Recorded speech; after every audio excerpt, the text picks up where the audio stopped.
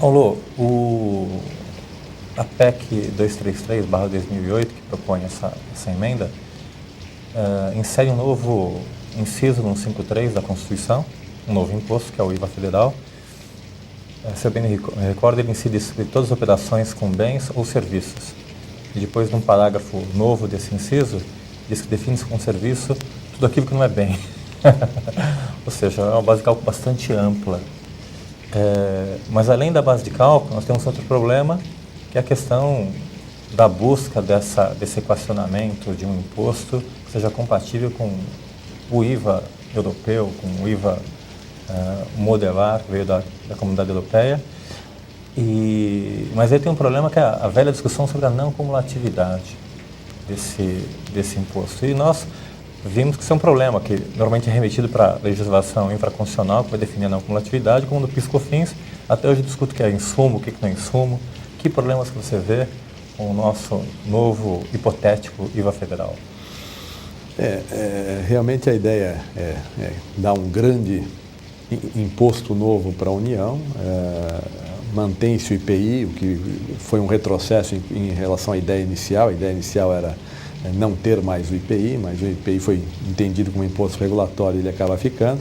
E eu tenho esse novo imposto de competência da União, que será um imposto extremamente importante em termos arrecadatórios. Volto a dizer, o problema desse imposto provavelmente estará nos detalhes. Exatamente o que ocorreu no caso da não cumulatividade do PIS e da COFINS. Todo mundo aplaudia, a ideia embrionariamente colocada era precisa e perfeita, mas no momento que isso vai para a análise da burocracia estatal, alguém diz, olha, mas se isso decreto vai diminuir a arrecadação, se aquilo decreto também, e vamos começar então a suprimir as possibilidades de o contribuinte tomar créditos tributários.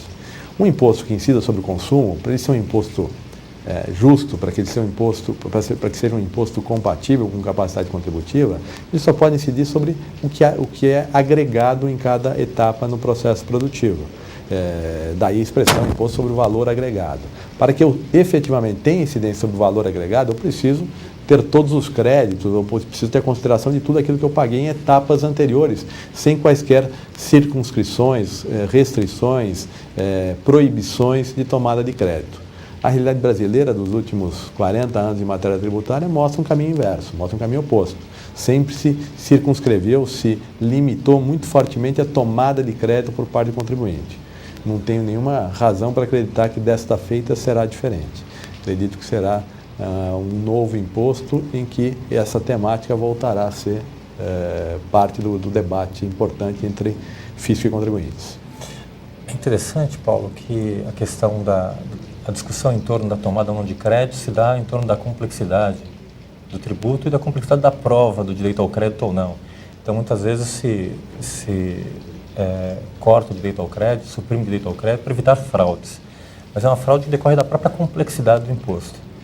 Daí, muitas vezes, essa tentativa de buscar simplicidade para favorecer o contribuinte, para favorecer a arrecadação, favorecer o fisco. Eu queria entrar nesse assunto para entrar em outro tema da reforma tributária, que é o que eu posso chamar hoje em dia o IVA estadual, o IVA federalizado, que se pretende, em nome do combate à guerra, contra a guerra fiscal, instituir uma legislação única para o ICMS, homogênea, com uma alíquota central e mais uma ou duas alíquotas para situações específicas, mais centralizado, de forma a simplificar a vida das empresas.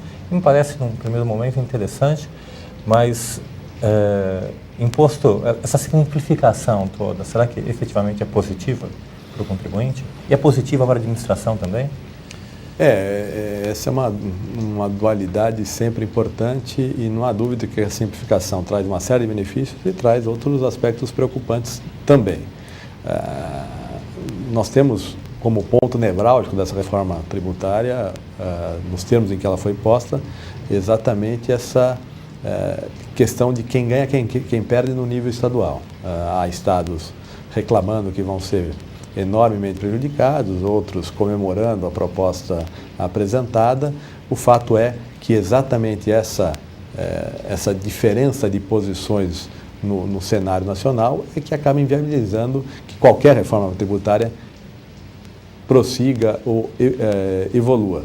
Sempre quem acha que vai perder cria obstáculo para que ela avance e quem acha que vai ganhar não tem força suficiente para aprová-la de forma isolada. No plano estadual, se a gente olhar para o ICMS dos últimos anos, nós vamos verificar o seguinte: foi se criando um número infindável de ICMS. Hoje eu diria que a gente tem um ICMS para cada produto, para cada segmento da atividade econômica. E em relação a cada segmento da atividade econômica, os fiscos estaduais, inteligentemente, foram buscando identificar os locais ou comerciantes industriais que concentravam a maior parte da cadeia produtiva, da cadeia comercial, para isolar nesses players do mercado a tributação, o que permitia com que o fisco fizesse uma fiscalização mais eficiente, sem ter que estar fiscalizando milhares e milhares, milhões de contribuintes em todo o Brasil. Toda essa legislação foi sendo cunhada ao longo do tempo e hoje é um avanço importante nesse assunto. O ICMS é tão dissonante em termos gerais porque a realidade se mostrou suficientemente complexa para exigir uma série de tomada de medidas por parte dos fiscos estaduais tendente a evitar a sonegação. O IVA estadual, que olha para o destino, que pretende ser unificado e etc., em termos de conceito, é algo bom, é algo interessante. Na prática, nós vamos ter que retomar toda essa evolução dos últimos 30, 35 anos para verificar se os resultados vão ser efetivamente positivos ou não. Isso discutindo dentro de um espaço federal, de um Congresso Nacional complexo, muito mais engessado do que é a legislação estadual. Ou seja, aí tem um ponto interessante. Então, há uma complexidade do nosso sistema atual, porque cada estado tem uma legislação, mas cada legislação se amolda também aos esquemas de produtividade e às possibilidades de adequação do próprio fisco à fiscalização para se tornar um imposto mais eficiente também. Sem dúvida. Então eu perco muito quando eu também crio um IVA federal, simplificando tudo isso, mas perco em adequação específica da legislação a cada estado. Eu diria que é exatamente isso. Talvez o resultado final seja até positivo, é difícil prever. Efetivamente, o Brasil hoje tem um problema grande, que é o de, ao tentar se relacionar com outros ordenamentos jurídicos, com outros países, a diferença da nossa legislação cria entraves comerciais significativos. No mundo que cada vez é mais globalizado, em que os mercados interagem cada vez mais fortemente, que um mercado como o europeu é uma realidade importante hoje e com uniformizações das mais relevantes, o Brasil, de uma certa forma, ficou na contramão do mundo. Ele não consegue nem ter uma legislação que permita um bom relacionamento com seus vizinhos aqui na América do Sul, que dirá uma inserção maior no mercado internacional. Essa simplificação, essa padronização é muito bem-vinda e é interessante para o país. Agora, como isso vai efetivamente funcionar na prática, se o resultado final, em termos arrecadatórios, vai ser positivo ou negativo, no plano estadual, é difícil de dizer. O que se sente o foco da disputa hoje, nesse sentido, vai ser o Estado, ou fortemente os Estados. Os municípios, de uma certa forma, tirando a questão da partilha do bolo, ficaram fora da discussão na medida em que os tributos de competência municipal restam preservados. Então eu deixo de ter 5.600 municípios lutando contra a reforma tributária. Eu passo a ter apenas a disputa entre os governadores. A União Federal tem todo o interesse em aprová-la pelos aspectos que nós já comentamos. Fica mais latente a discussão entre os estados para ver quem perde e quem ganha, e se há algum mecanismo de equalizar perdas e ganhos. Nós vínhamos conversando nessa entrevista, suspeitando dessa reforma tributária, que na verdade não passava de uma uma forma de obter uma agenda positiva, propositiva para o governo, mostrando ação, depois de uma derrota forte como a da CPMF. Paulo, e a CPMF, hein? Foi boa a revogação da CPMF? Olha, na verdade a CPMF, a meu ver, só tinha um aspecto positivo, que era a possibilidade de controle, de ser um instrumento de fiscalização. Um instrumento de fiscalização, a CPMF foi muito saudável para o Brasil. Eu acredito que a inserção de um número grande de contribuintes se deu no nosso sistema tributário por força dos controles gerados pela CPMF, e esse era o grande aspecto positivo. Agora, para todos esses controles, eu não precisaria de uma contribuição que incidisse a razão de 0,38 sobre qualquer movimentação financeira, ou seja, um tributo cumulativo que não incidia sobre fatos signos presuntivos de riqueza, incidia sobre meras movimentações que poderiam representar dispêndios, gastos para pagamento de médico, para pagamento do advogado que vai cuidar da falência da empresa, e eu pagava tributo sobre tudo isso, ou seja, um tributo muito perverso para a produção nacional, e dessa perspectiva eu comemoro muito a sua derrubada. Em termos de arrecadação, a perda foi importante, mas, ao que tudo indica, aí, pelo menos os primeiros resultados do ano já mostram que, apesar da CPMF ter sido derrotada, a arrecadação tributária continua crescendo, e continua crescendo em níveis importantes. Então, eu entendo que o mote da CPMF, que foi, olha, é um tributo destinado à saúde, etc., acabou sendo só um instrumento mercadológico. Na verdade, alguns estudos feitos recentemente mostram que, em relação ao orçamento total da União, o que se aplicou em saúde depois da CPMF foi um percentual menor àquele que se aplicava em saúde antes da CPMF.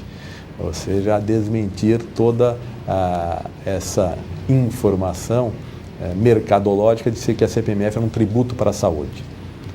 Verdadeiramente isso só existiu como slogan. De fato, a CPMF muito pouco aplicada na saúde serviu mesmo para cobrir rombo de caixa do governo federal.